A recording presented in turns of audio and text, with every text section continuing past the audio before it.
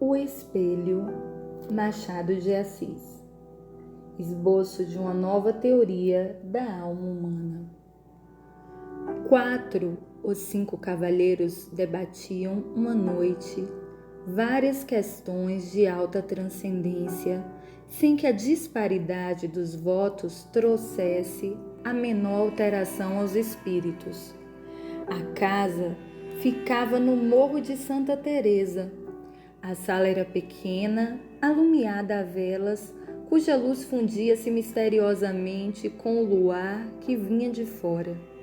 Entre a cidade, com as suas agitações e aventuras, e o céu, em que as estrelas pestanejavam, através de uma atmosfera límpida e sossegada, estavam os nossos 4 ou 5 investigadores de coisas metafísicas, resolvendo amigavelmente os mais árduos problemas do universo.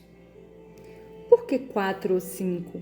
Rigorosamente, eram 4 os que falavam, mas, além deles, havia na sala um 5º personagem, calado, pensando, cochilando, cuja espórtula no debate não passava de um ou outro resmungo de aprovação. Esse homem tinha a mesma idade dos companheiros, entre 40 e 50 anos. Era provinciano, capitalista, inteligente, não sem instrução e, ao que parece, astuto e cáustico. Não discutia nunca e defendia-se da abstenção com um paradoxo, dizendo que a discussão é a forma polida do instinto batalhador que jaz no homem, como uma herança bestial.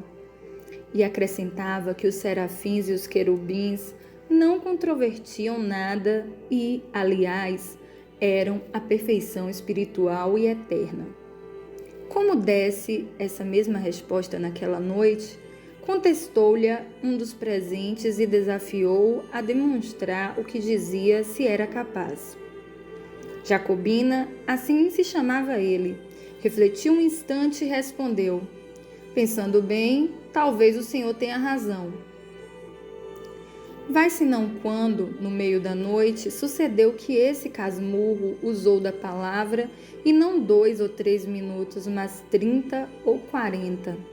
A conversa, em seus meandros, veio a cair na natureza da alma, ponto que dividiu radicalmente os 4 amigos. Cada cabeça, cada sentença, não só o acordo, mas a mesma discussão tornou-se difícil, se não impossível, pela multiplicidade de questões que se deduziram do tronco principal e um pouco, talvez, pela inconsistência dos pareceres. Um dos argumentadores pediu a Jacobina alguma opinião, uma conjetura, ao menos. Nem conjetura, nem opinião, redarguiu ele. Uma ou outra pode dar lugar a dissentimento. E, como sabem, eu não discuto. Mas, se querem ouvir-me calados, posso contar-lhes um caso de minha vida em que ressalta a mais clara demonstração acerca da matéria de que se trata. Em primeiro lugar, não há uma só alma, há 2. 2? Nada menos de 2 almas. Cada criatura humana traz 2 almas consigo.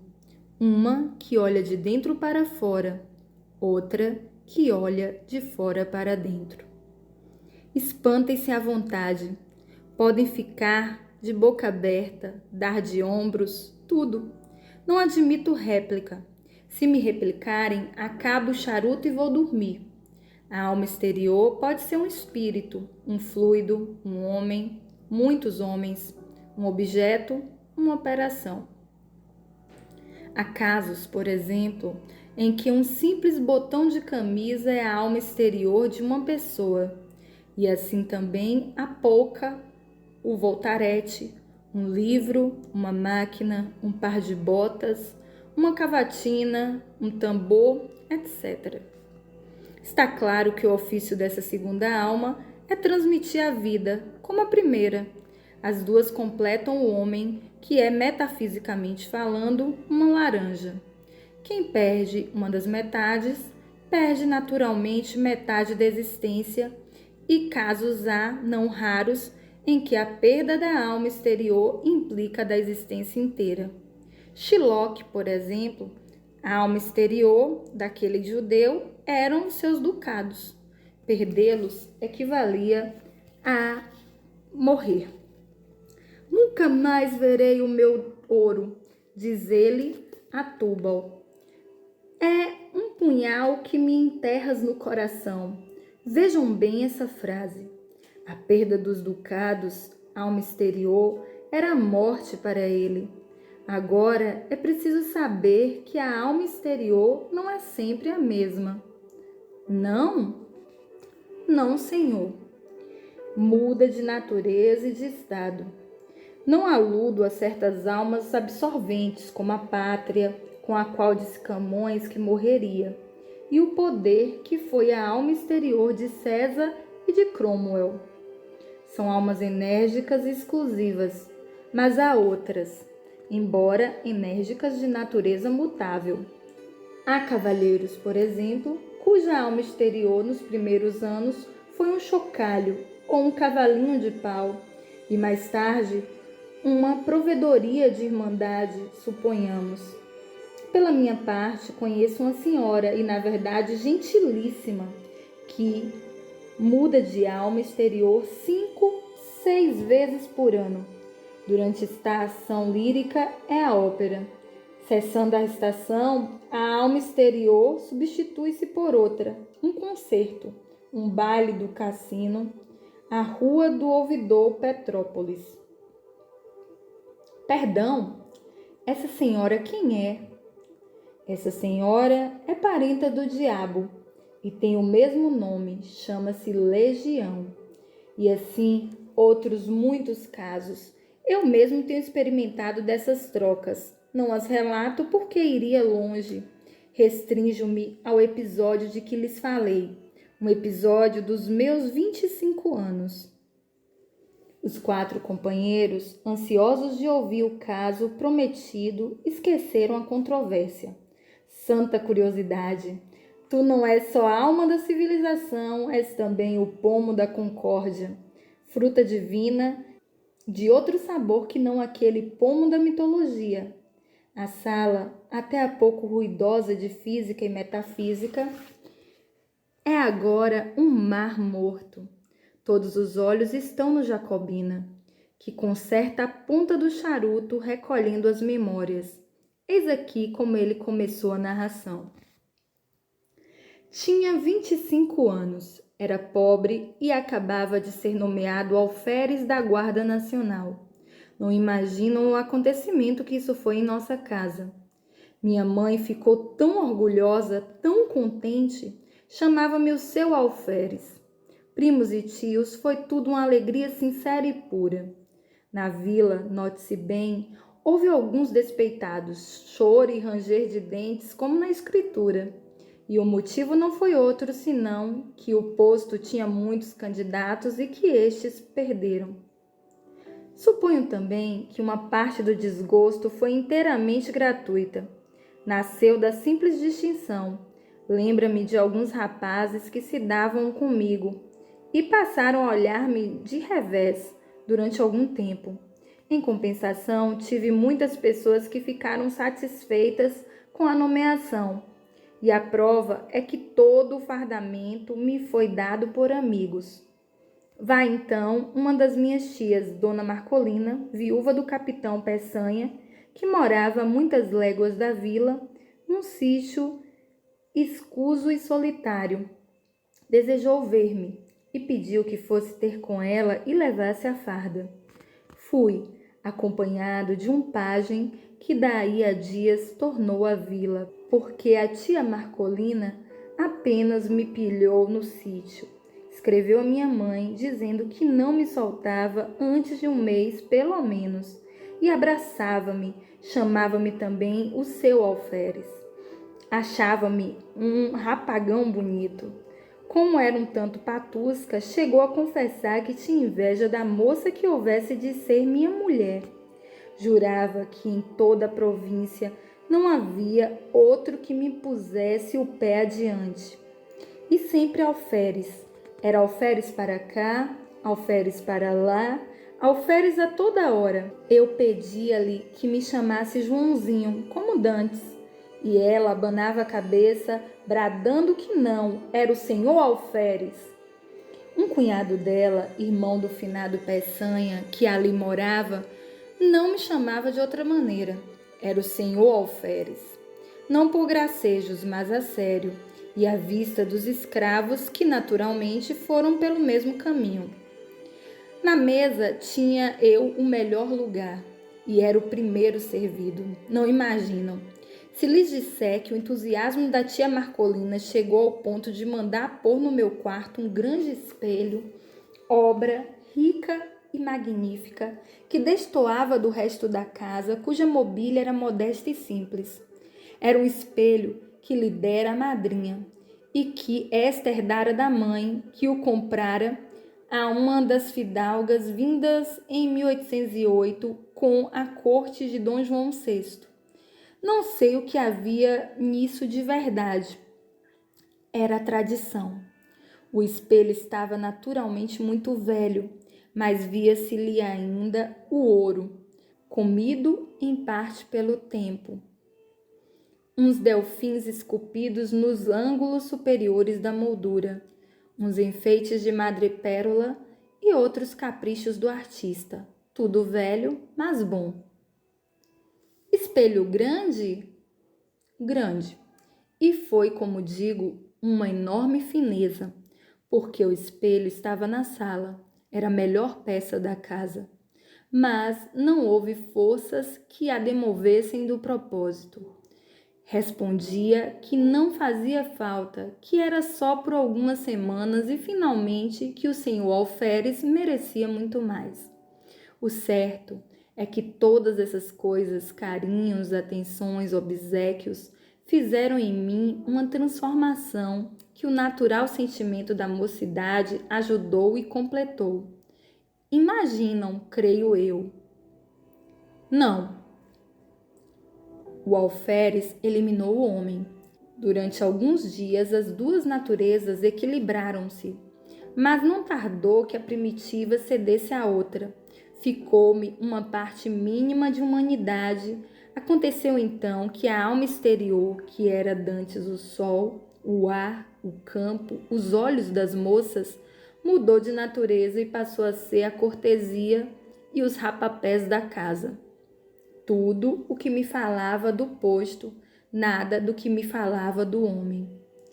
A única parte do cidadão que ficou comigo foi aquela que entendia com o exercício da patente.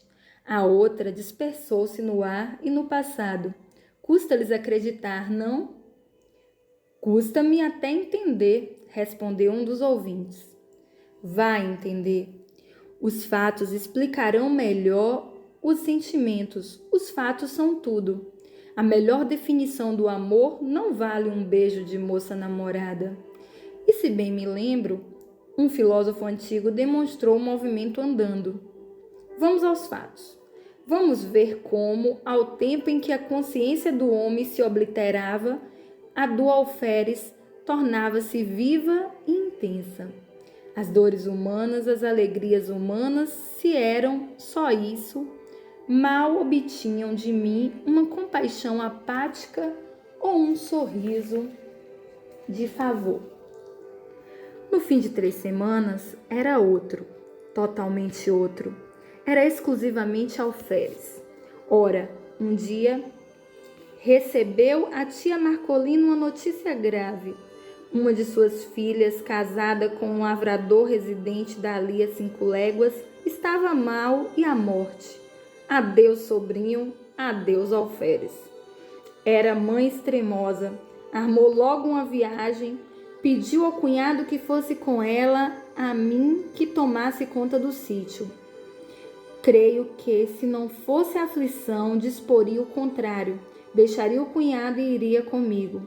mas o certo é que fiquei só com os poucos escravos da casa. Confesso-lhes que desde logo senti uma grande opressão, alguma coisa semelhante ao efeito de 4 paredes de um cárcere, subitamente levantadas em torno de mim.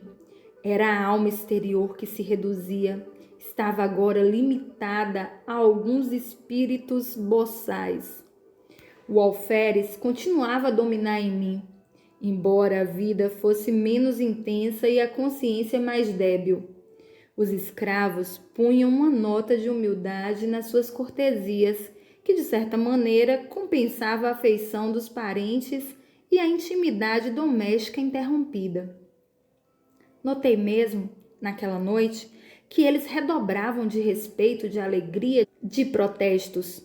Nhô alferes de minuto a minuto, nhô alferes é muito bonito, nhô alferes há de ser coronel, nhô alferes há de casar com moça bonita, filha de general. Um concerto de louvores e profecias que me deixou estático. Ah, pérfidos! Mal podia eu suspeitar a intenção secreta dos malvados. Matá-lo? Antes assim fosse. Coisa pior? Ouçam-me. Na manhã seguinte, achei-me só. Os velhacos, seduzidos por outros ou de movimento próprio, tinham resolvido fugir durante a noite e assim fizeram. Achei-me só, sem mais ninguém, entre 4 paredes, diante do terreiro deserto e da roça abandonada. Nenhum fôlego humano. Corri a casa toda, a senzala, tudo, nada, ninguém. Um molequinho que fosse. Galos e galinhas tão somente. Um par de mulas que filosofavam a vida sacudindo as moscas e 3 bois. Os mesmos cães foram levados pelos escravos. Nenhum ente humano. Parece-lhes que isso era melhor do que ter morrido? Era pior. Não por medo, juro-lhes que não tinha medo. Era um pouco atrevidinho, tanto que não senti nada durante as primeiras horas. Fiquei triste por causa do dano causado à tia Marcolina. Fiquei também um pouco perplexo, não sabendo se devia ir ter com ela para lhe dar a triste notícia ou ficar tomando conta da casa. Adotei o segundo alvitre, para não desamparar a casa e porque, se a minha prima enferma estava mal, eu ia somente aumentar a dor da mãe, sem remédio nenhum. Finalmente, esperei que o irmão do tio Peçanha voltasse naquele dia ou no outro, visto que tinha saído havia já 36 horas, mas a manhã passou sem vestígio dele, e à tarde comecei a sentir uma sensação como de pessoa que houvesse perdido toda a ação nervosa e não tivesse consciência da ação muscular. O irmão do tio Peçanha não voltou nesse dia, nem no outro, nem em toda aquela semana. Minha solidão tomou proporções enormes. Nunca os dias foram mais compridos, nunca o sol abrasou a terra com uma obstinação mais cansativa. As horas batiam de século a século. No velho relógio da sala, cuja pêndula tic-tac, tic-tac, feria minha alma interior, como um piparote contínuo da eternidade. Quando muitos anos depois li uma poesia americana, creio que de Longfellow, e topei com este famoso estribilho: Never, forever, forever, never. Confesso-lhes que tive um calafrio. Recordei-me daqueles dias medonhos. Era justamente assim que fazia o relógio da tia Marcolina. Never, forever, forever, never. Não eram golpes de pêndula. Eram um diálogo do abismo, um cochicho do nada. E então, de noite. Não que a noite fosse mais silenciosa. O silêncio era o mesmo que de dia. Mas a noite era a sombra. Era a solidão ainda mais estreita ou mais larga. Tic-tac, tic-tac. Ninguém nas salas, na varanda, nos corredores, no terreiro. Ninguém em parte nenhuma. Riem-se. Sim, parece que tinha um pouco de medo. Oh, fora bom se eu pudesse ter medo. Viveria, mas O característico daquela situação é que eu nem sequer podia ter medo, isto é, o medo vulgarmente entendido. Tinha uma sensação inexplicável, era como um defunto andando, um sonâmbulo, um boneco mecânico. Dormindo era outra coisa, o sono dava-me alívio, não pela razão comum de ser irmão da morte, mas por outra. Acho que posso explicar assim esse fenômeno. O sono, eliminando a necessidade de uma alma exterior, deixava atuar a alma interior. Nos sonhos, fardava-me orgulhosamente no meio da família e dos amigos que me elogiavam o garbo, que me chamavam alferes. Vinha um amigo de nossa casa e prometia-me o posto de tenente, outro de capitão ou major, e tudo isso fazia-me viver. Mas, quando acordava dia claro, esvaía-se com o sono a consciência de meu ser novo e único. Porque a alma interior perdia a ação exclusiva e ficava dependente da outra que teimava em não tornar. Não tornava. Eu saía fora, a um lado e outro, a ver se descobria algum sinal de regresso. Sahan, Sahan, ne veux-tu rien venir? Nada, coisa nenhuma, tal qual como na lenda francesa. Nada mais do que a poeira da estrada e o capinzal dos morros. Voltava para casa, nervoso, desesperado, estirava-me no canapé da sala. Tic-tac, tic-tac. Levantava-me, passeava, tamborilava nos vidros e janelas, assobiava.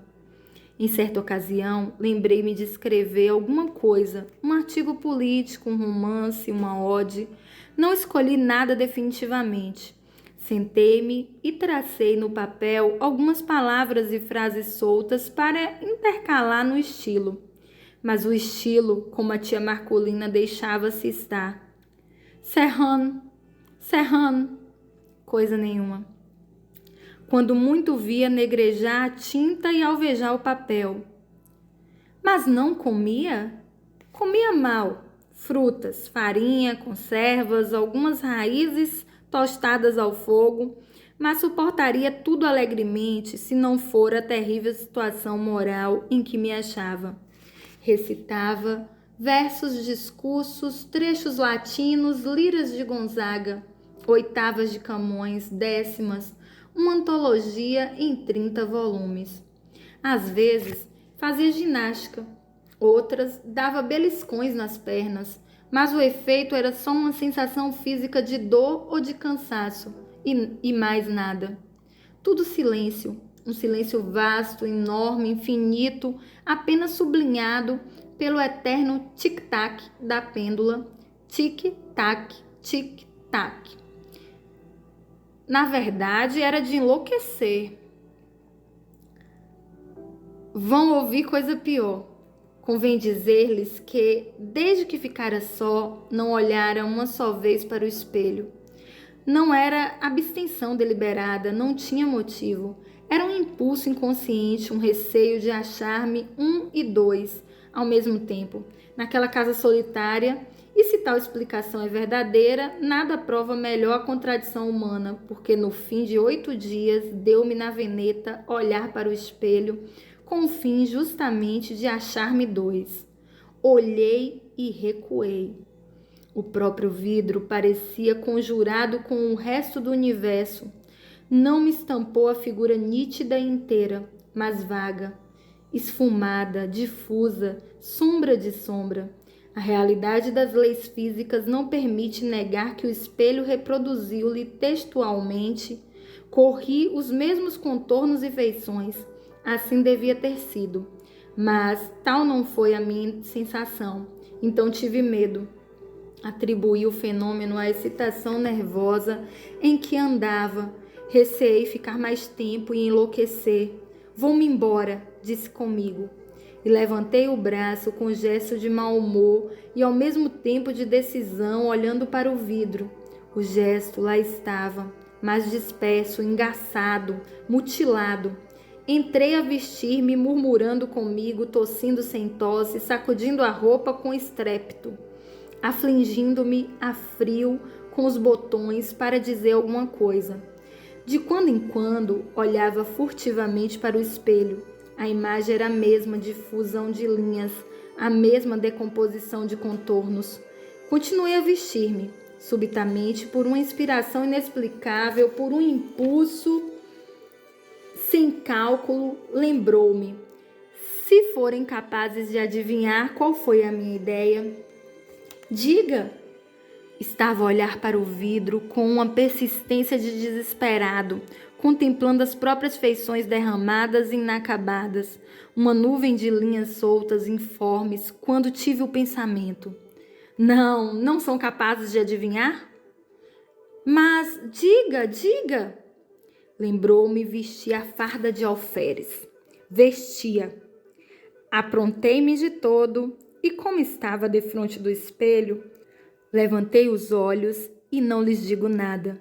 O vidro reproduziu então a figura integral. Nenhuma linha de menos, nenhum contorno diverso. Era eu mesmo, o alferes, que achava, enfim, a alma exterior. Essa alma ausente com a dona do sítio, dispersa e fugida com os escravos. Ei-la recolhida no espelho. Imaginai um homem que, pouco a pouco, emerge de um letargo. Abre os olhos sem ver, depois começa a ver. Distingue as pessoas dos objetos, mas não conhece individualmente uns nem outros. Enfim, sabe que este é fulano, aquele é cicrano. Aqui está uma cadeira, ali um sofá. Tudo volta ao que era antes do sono. Assim foi comigo. Olhava para o espelho, ia de um lado para outro, recuava, gesticulava, sorria e o vidro exprimia tudo. Não era mais um autômato, era um ente animado. Daí em diante, fui outro. Cada dia, a uma certa hora, vestia-me de alferes e sentava-me diante do espelho, lendo, olhando, meditando. No fim de 2, 3 horas, despia-me outra vez. Com esse regime, pude atravessar mais 6 dias de solidão sem o sentir. Quando os outros voltaram a si, o narrador tinha descido as escadas.